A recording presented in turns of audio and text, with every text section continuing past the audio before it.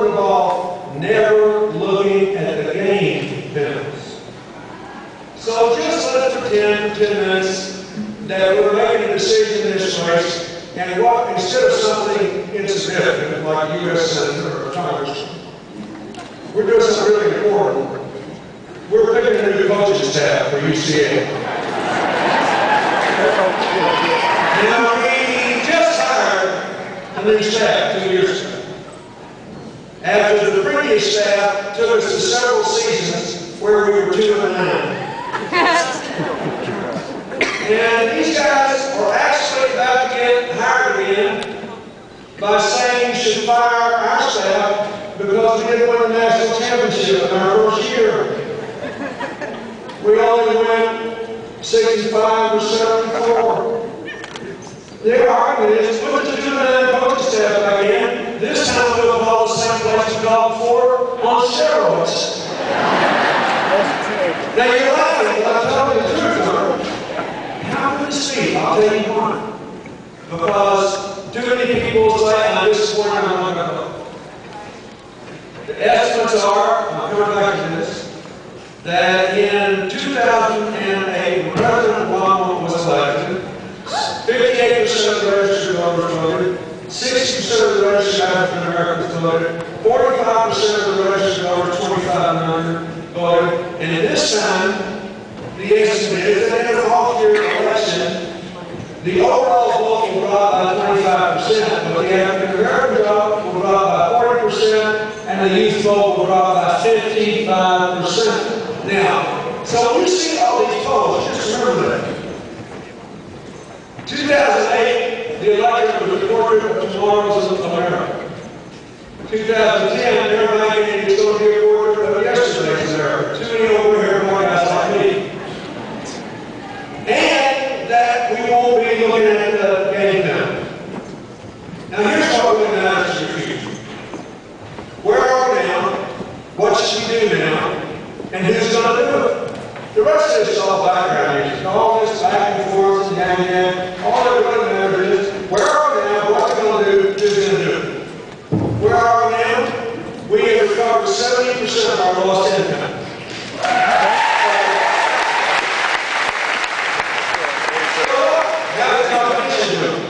Germany 60%, Japan 50%, the UK 30%. Now, that's going to cost us a applause, but I'll give you pause before you put the other guys back in. We are doing better than the competition. The reason people don't feel better is all of the jobs are in the last 30% getting out of the hole, and then we go on into the future. But that ought to give people pause before they say all those guys did a terrible job. What are we going to do? We've got to create jobs where the jobs are. Small business, green energy, bringing back manufacturing.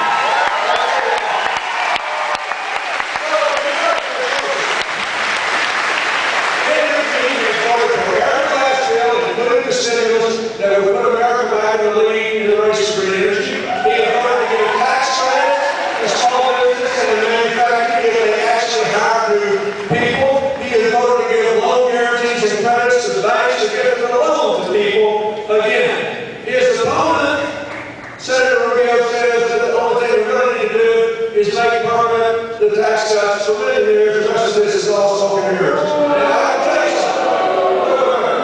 We're just looking at the game films here. Marco Rubio's position helps me more than Kendrick stuff. Because I'm in that income group now. And I can tell you something. The single most inefficient thing we can do with $600 billion over the next 10 years is making these temporary tax cuts to millionaires permanent. We will not spend all that money. I'd rather give you the money to guarantee your college education.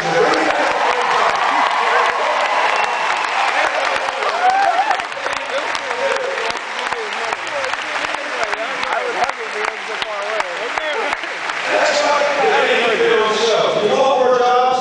You don't have a choice. You got to work for Kendrick Meek.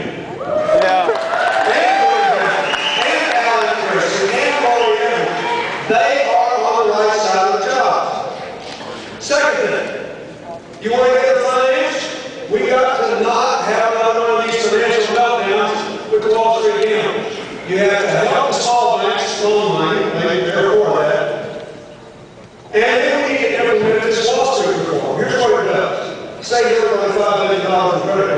it's nice. But the real thing he does is to monitor all these real big banks, and when they start taking too much risk, there's a system now that automatically requires them to put more cash aside so they can't collapse the economy and force you into a bailout. All these Tea Party guys are all in lashing bailout, aren't they? You go, oh, no bailouts for us. It's bait and switch. Look at the facts. The bill, Kendrick, and Corinne, and Alan have already voted for.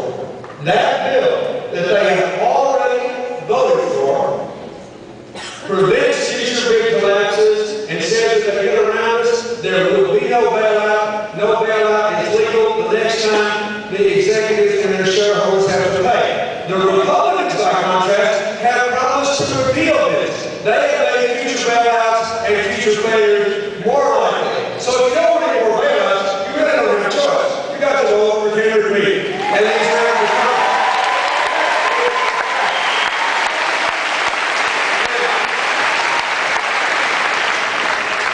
how do you know if we finance the jobs that we got and that they're Americans who go? There are more than 3 million jobs that have been vacant more than a month. Did you know that? I mean, people turn and hungry. Part of it is, sadly, more than 10 million of our families are living in homes for less than mortgages. So they can't move like they used to.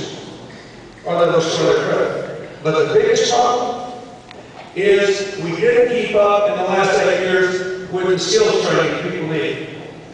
So the Democrats have supported a budget that will provide more training funds to the state. And the state can give them to the employer to train people, or to a certified union training program, or to a community college. Whatever is best for the worker.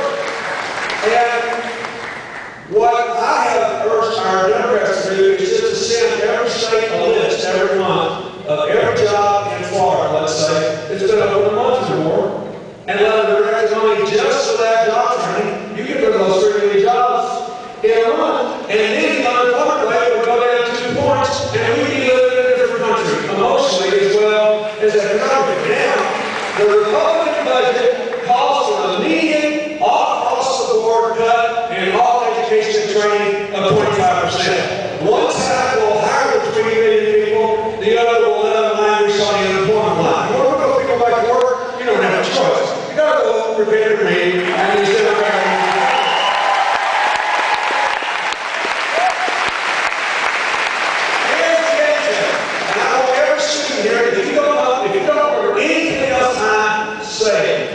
Remember this.